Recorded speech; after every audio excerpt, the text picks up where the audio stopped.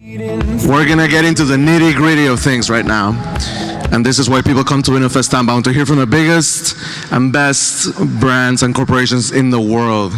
So without further ado, I'm going to introduce from Salesforce, Tiffani Bova, who's going to do a 20-minute presentation, and then she's going to bring up client that's going to talk about the relationship and how they help each other and how together they have achieved what they have achieved. So please, without further ado, welcome Tiffani to the stage. Applause, please. Thank you.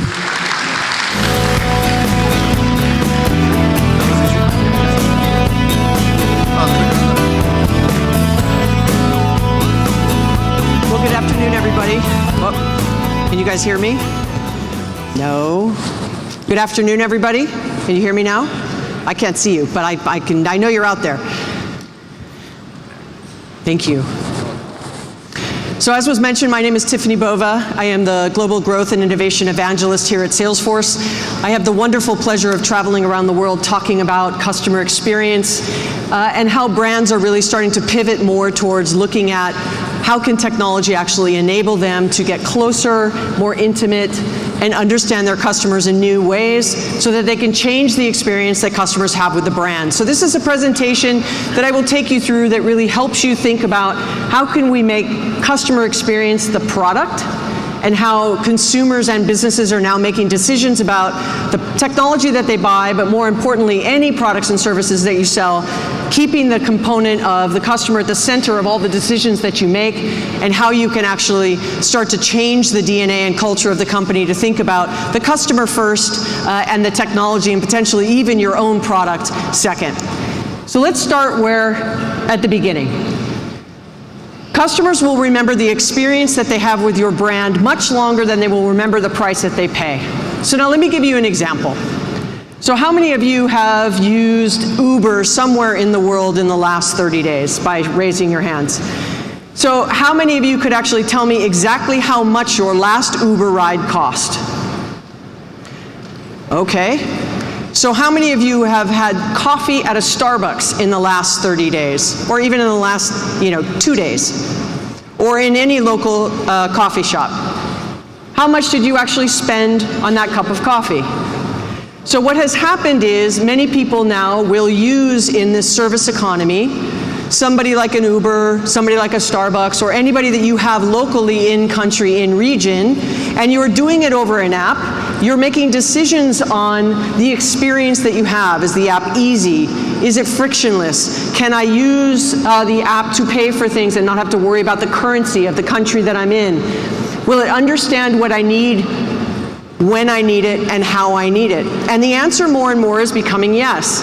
And what that means is you are now making the decision of the brand you choose, whether you choose to use Uber or something else, whether you choose to go to a Starbucks or someplace else, by the experience you're having with that brand versus the price that you're actually paying. Customers are also saying that they will spend more, a premium sometimes, 15 to 18% more on a better experience than they would for a brand that gives them an okay experience. They're willing to spend more money when the experience is better. And so that is what the basis of customer experience becoming this new imperative, or becoming the new battleground, or becoming the product is really starting to show itself. So when you think about the products that you have and the services that you have, and you're working through how do we price this? How do we think about what our value is to the customer? You need to start to also think about what are the experiences and how do they view those experiences with your brand as a premium on top of what you may have been pricing in other ways. So why is it becoming more important? A lot of it is because of the fact that this frictionless experience between a brand and us as consumers on our smartphones, and as that becomes more and more prevalent around the world, regardless of what region you're in, more importantly, it's happening in the consumer space. Yet all of us being consumers day to day, when we're not at work, we do not walk into work and then say we're no longer a consumer. Now we're a business customer. We bring our expectations from our consumer lives into our B2B relationships. So I often hear people say, all the examples, Tiffani, you've just given Our consumer examples. We are a B2B company. And I would tell you now, I actually look at it like this. I think of it as B2E, business to the experience, business to everything, business to everyone. Because I think the lines between B2B and B2C have actually merged. There's very little difference between what we want as consumers in our personal life and what we want as B2B. And so this fourth industrial revolution of thinking about how everything is connected, the social, mobile, cloud, data, changes that we've had over the last 5 to 7 years has really shaped the point in time we're in now, which is this experience economy. And delivering these reliable, relevant experiences is now very critical to performance. If you were to map out companies in region that you think are delivering exceptional experiences, I bet you would also see the fact that they are growing more exponentially quicker than those that don't give good experiences. Those that don't give good experiences, both on the customer service side, on the user interface, on the sales, marketing, online, offline, retail, e-commerce, wherever a customer has experience with the brand, if those experiences are not good, they vote with their wallet and they vote with loyalty. And so you have to make sure that you're constantly make sure that you are always keeping your customers at the center of the decisions that you make. And that is actually increasing. As you can see from a recent Harvard Business Review study that we commissioned with them, you can see that it's actually going up. So I've been talking about this topic actually for about 7 years. Previously to being here at Salesforce, I was a research fellow at Gartner. I was in region very often. And we started talking about customer experience becoming the new battleground about 7 years ago, and people sort of said, no way, my product is going to be what separates me. I'm going to make a lot of investments in R&D to make sure it's the best product that it can be. And we don't want bad products being produced, obviously, but we know that if good enough products are put to market with an exceptional experience, they may actually outcompete products that are much better with an okay experience. So we have to always make sure that we see what's happening in our consumer lives and how do we apply that on the business side. Now, why is this happening? It's really happening for 3 reasons. The first one is we used to be very reactive for customers. Customers would call us on the phone. For those of you who have been doing this for a while, and I can't see in the audience, but who used to fax us when something would go wrong, or leave a message for us on an answering machine, we would get back to them in a very reactive mode. And it was thousands of communications. Next, we moved to something that was very proactive. Let us let you know when we're going to have an outage. We're taking our website down for maintenance. We're going to update this. We're going to change something, and so we're going to proactively tell you about what's going on so that you're not surprised by something we do in our service. That became sort of millions of communication points.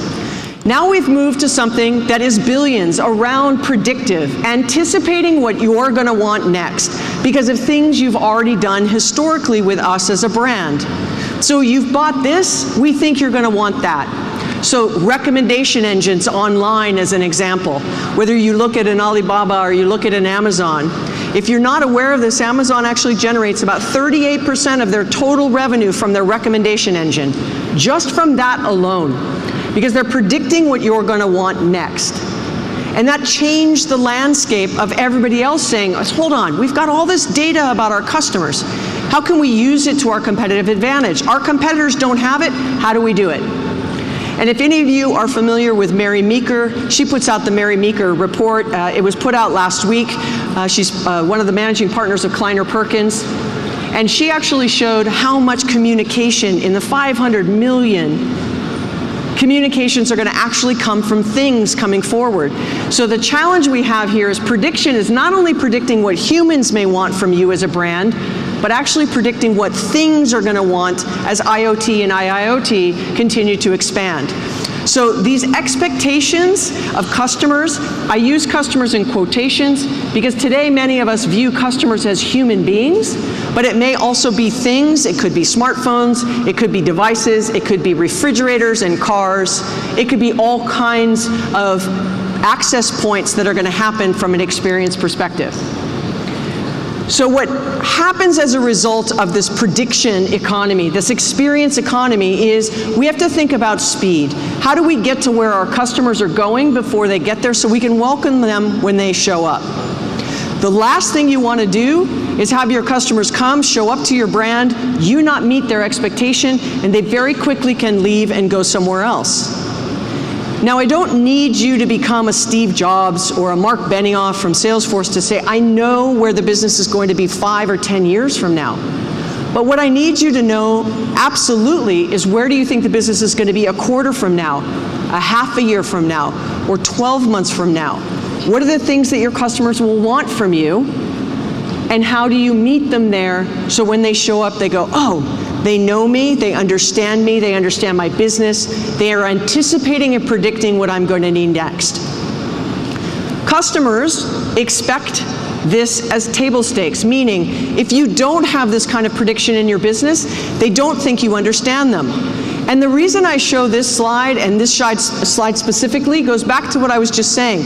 People think this is a consumer B2C conversation. But actually, business customers have greater expectations than we do as consumers, because what do you say? In my consumer life, if this is the experience I get, shouldn't I get more from the companies that I engage with on the business side? There's no possible way for you to scale this kind of prediction and anticipation of what your customers are going to need without technology. Whether it's Salesforce technology or other technology, it only will enable you to do these things. So you can't do it on a spreadsheet, you can't do it on a Post-it note, you can't do it with sort of having people meet every morning and expressing what you think that they need. It has to be built and foundationed in the technology. So why is this? Because this age of intelligence is actually setting a new bar. Devices, even something like a motorcycle, is now capturing all kinds of touch points. In this particular example, this woman who bought this motorcycle was looking for the motorcycle over time. It was looking for a Ducati specifically. They knew she was looking to buy because of the things she was doing online. And then she just found it the opportunity for her to buy the Ducati. Now the relationship moves to, I'm going to buy something from you. Now I have purchased something from you. Now what is it going to do? The bike is giving Ducati all kinds of information about her riding patterns. How often does she ride? How long does she ride? Does she ride in the summer? Does she ride in the winter? Hold on a second, she rides in the winter. Maybe she needs a coat. Hold on, she rides in the summer. Maybe she needs a different helmet. Hold on, she goes on very long road trips. Maybe she needs a pack in the back. They take all of that information and they're constantly anticipating what she's going to need next based on her riding habits. All of that powered on Salesforce. But that's the kind of customer intimacy that you want to have with your customers. Now, if you were listening to me on main stage this morning, I said something around, you want to be personalized but not creepy.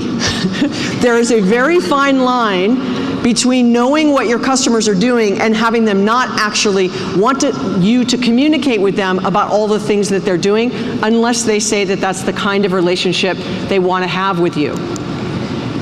So next we have, if we have speed, we have customer intimacy, we have predictability, anticipation driven by AI, this is where the technology has to be used. So in many of my conversations around the world, here's what I hear. We bought Salesforce, people aren't logging in. We bought Salesforce, our customer satisfaction scores aren't going up. We bought Salesforce, our net promoter scores aren't going up. We got this technology and our marketing leads are no more qualified. We got this technology and we're not having the kinds of results that we want. Here's my question back. What people and process side have you also changed in order to take advantage of what technology has enabled? So exploiting the technology has a lot more to do with people than it does the technology. Changing behavior, changing internal processes, getting teams to work together more closely.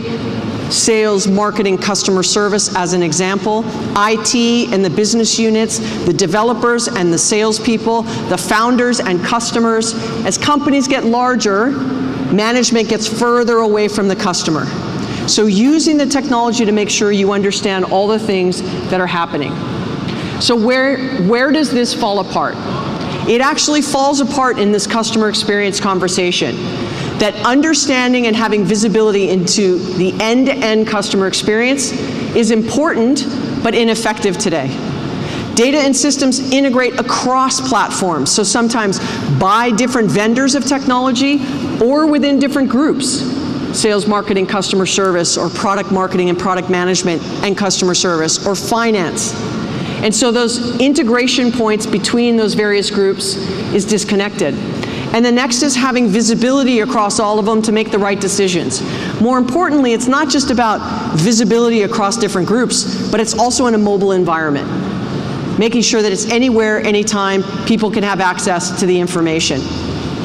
So now we have data, we have AI, we have the smart interfaces. All of those things can transform customer experience. That's what CX is. Customer experience today is not just about having lots of data. Look, there's no shortage of data. I often say that data is the new oil, which was not something I coined, obviously. People have been saying that for a long time. But what I say underneath that is that analytics is the refinery. Data for data's sake does you no good. Analytics is the refinery. Intelligence is the petrol that powers the business. If you just have data and you don't analyze it and you don't use the intelligence, the data isn't worth very much. So you have to think about the new interfaces of exposing it to people who are customer facing. You have to have platforms that become smarter around how do we connect disparate points of data to help us make much more intelligent decisions. And as we know more about our customer journeys, as we know more about what's happening in our business and with our customers, we have this extremely large volume of data that we just cannot sift through as human beings. This goes back to leveraging technology, and how it can enable you is by using it with the right intention. So now we have speed and we have technology. Where those two things come together is in the customer experience. Your brand, and I don't care what kind of company you are, your brand is the sum of every single touch point a customer has with your company.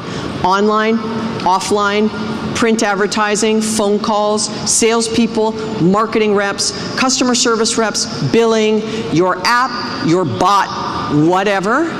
Every single touch point added together is the sum of your brand.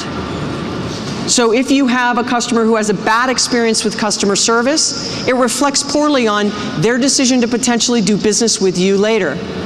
They have a really great experience with a sales rep and a bad experience with customer service. Doesn't work. Billing is wrong, but the product is fantastic. So you have to think about the string of pearls of all the things you do with your customers and how those things connect in order to deliver this exceptional experience. Remember, customers will spend more for a better experience. They will stay longer with you. They won't churn if you're in a recurring revenue business. They ultimately will vote again and again by buying more from you, or more importantly, referring business to you in the future. I believe that the greatest sales force, 2 words, that the greatest sales force, the greatest salespeople are actually your customers advocating on your behalf. Those customers that advocate on your behalf, you could never pay for that kind of marketing, trust me. There's not a big enough marketing budget for you to compete against your biggest customer or your biggest competitor with just marketing dollars alone. You've got to make sure your customers are out there telling your story. So in the future for me, customer-driven organizations will completely reset this value. Meaningful engagements between your brand and your customers. It will be enabled and powered by technology. It will be centered around customer experience. It will make sure that you're anticipating and proactively going after the things that your customers will need today and in the future. So with that, I will say that thank you, but hold. Because as I said, your best sales force are your customers advocating on your behalf. So with that said, I'd like to invite a customer to the stage.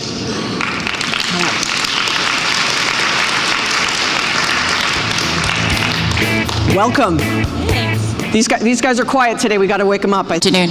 Yes, but if you wouldn't mind, maybe take a moment, introduce yourself, introduce the company, and how we sort of got here together on stage today. Great. Hi, everyone. Good afternoon. I'm Nguyen, and I work for a company called Fonterra. Fonterra, I believe it's rooted in Latin. It means the source of the earth, my earth, terra. We are a dairy cooperative from New Zealand. We are the world's largest dairy exporter and processor, and we export about 95% of New Zealand's dairy products. Here in this region, some of you may be familiar with some of our consumer brands. We sell to end consumers as well as business-to-business customers. And in this region, the consumer brands that you may know are Anmum, which is the maternal and pediatric brand. Anlean is the adult dairy nutrition brand, as well as Anchor, which is more of the everyday dairy brand.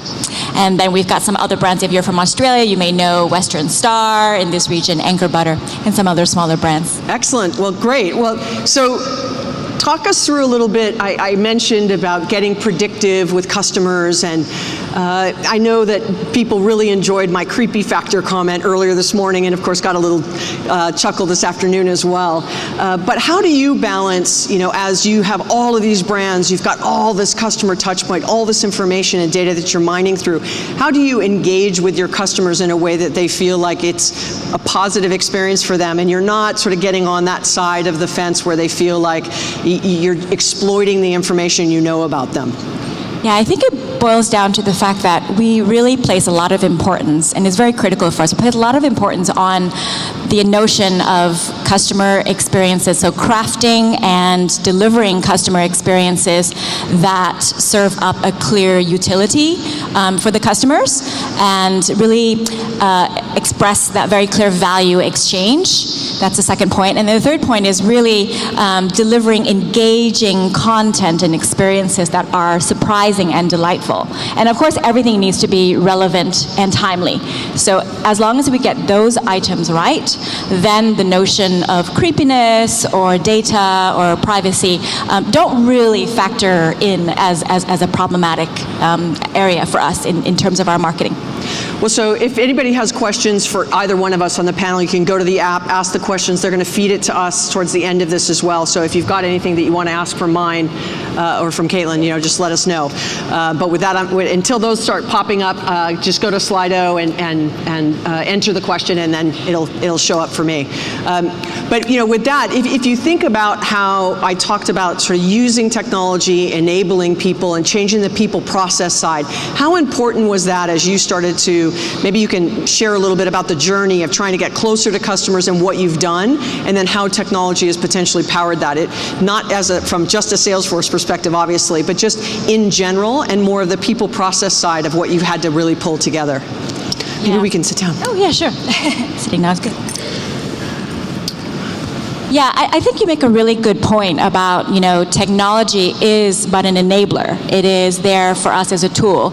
And if the people behind it either do not understand or do not appreciate the value of this enabling tool, then we're not really, extracting the value that we want to deliver the commercial benefits that we want. So, our journey, we're on a journey, definitely, and we're very grateful for the technology that we've got and the platforms that we've got and the support and the ecosystem, our digital ecosystem that we've got. And the journey that we've been on has been very interesting. It is an eye-opening experience to discover that is really about the people, and then following the people as the process. So it's the human factor behind the technology. It's understanding what the technology can do. It's also changing the way we think, changing our own way of working internally with each other, as you mentioned, between different departments, sales, marketing, IT, purchasing, and customer service. So we've realized that the technology that's available within Fonterra, as well as just in the landscape in general, is way ahead of our people. And so we've recognized that, and we say, okay, now we really need to look at how we want to structure ourselves and how we want to organize ourselves to, one, really change our way of thinking, to work differently internally amongst each other so that we can engage differently with our consumers and customers. And so what have you done? I think this is a big thing. You know, like I said, there is not one region I go to in the world where this people process thing doesn't catch everyone very short. You know, getting people just as humans to change is difficult. You know, I joke that New Year's resolution every January 1st for me is over by like January 10th. Like I've already stopped doing whatever it was I was going to try to do.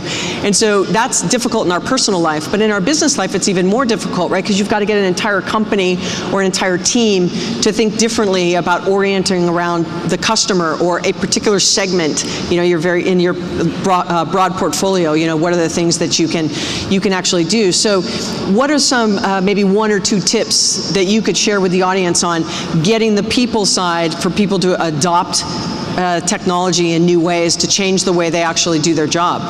You know, what you say is really spot on, Tiffani. It's that the behavioral change that needs to follow from a new way of working or a new piece of technology or an implementation is really difficult, right? And we've seen that. We've tried to do something and we haven't seen the behavioral change. I think what's really important is leadership. And leadership and the notion of a culture of thinking differently, culture of innovation, a culture of failing fast, but also failing safely. So as long as we have that from our leadership, and then middle and all the way down, I think then that empowers people, one, to try something different and to not be afraid to fail, one. The other thing that we've learned is very much around showing our teams what good looks like, and what are some best practices inside and outside of the industry. We found that that's very inspiring and very useful. And the other factor is also, from a business perspective, we realized that, you know, the notion of testing and learning. I believe all of us, maybe most of us, do a lot of testing. We experiment and we do pilots and we do proof of concept projects. But the learning part can definitely be improved, at least from our perspective. What have we actually learned? What went well? What didn't go well? Why did this fail? Let's not take something that failed and, you know, brush it under and forget about it. Let's really focus on it and look, okay, these are some of our learnings and this is how we can move forward. So there's a couple of questions here. One I'm going to dig into two of them, actually. One of them is about the ROI on some of these changes. So I just talked about the people process thing side of it, right? So we've got technology on enablement, you've got the people process, and I would say if I were giving my full presentation, the back side of my presentation is all about this particular topic, which is if you don't fix the metrics between the various groups that are now going to be working together, at least in my opinion, between somebody like someone in sales, someone in marketing, someone in customer service, if you don't sort of connect those three things and they don't have a metric that actually aligns the three together, might be something like customer satisfaction scores, could be something like a net promoter score, could be something like churn if you're in a recurring revenue business. But if you don't have various groups across different business units, if you will, have some alignment around the customer, like a similar ROI, a similar metric, then I think not everyone is working towards the same goal, if you would. How did you guys align that? What did you do on the metric ROI side? Yeah, look, you know, that's really, really challenging, right? It's one of our key challenges. So, you know, each team would have their own KPIs and own success metrics, but how do we really sort of, you know, do that across the different units and to get that true collaboration? Metrics such as customer or consumer engagement. There's this notion around ease of doing business with us. So that's something that we're testing right now on the consumer side. So, you know, is your experience with one of our brands, has it been a frictionless experience, right? So it could be from a customer service perspective, it could be from a sales perspective, it could be from a marketing brand perspective. So we're testing that in the moment, but I do acknowledge that there are, it's very difficult to nail down exactly what are, you know, the common metrics. But we're definitely looking at frictionless experience, a seamless experience, ease of doing business with us, as well as different notions around customer or consumer engagement. So there was a couple questions that have somehow gone away, but so I remember them, which is good. One was the difference between predictive and proactive, and so let me just sort of give you my answer on that. Proactive is you know something's going to happen, and so you're alerting. Like I was saying, let's say you're going to take the website down, or your shopping cart's going to be down for 3 minutes between midnight and 12:05 a.m. That is that you're proactively reaching out to the customer to let them know something, or their credit card was declined, or their expiration date of their credit card is coming up, it's time to renew. That's all very proactive. Predictive would be somebody who buys apples and oranges is also more likely to buy pineapples, because customers who have both apples and oranges you see through your customer set also want pineapples, or your customers, right, mothers-to-be or expected mothers, they buy this, they buy that, they're more likely to buy this third thing. And so you start messaging to them in a predictive fashion that that's probably what they're going to want next. It's something they may not even want to or know that they need. And so that's the difference between those two things on predictive and proactive. The other question was a non-human being a customer, which is always a fun answer for me to give. If you think about working in a manufacturing plant and I'm a robot and I have to produce 1,000 of some product that needs a widget and I only have 300 widgets, and so it knows it needs 700 more widgets, and so it actually places the order for 700 more widgets. So that's not a human placing the order, it's a thing that's based on a rule and an algorithm, and it goes out and actually makes the order. And let's say on the other end of that order is not a human, but a thing who then responds and places the order.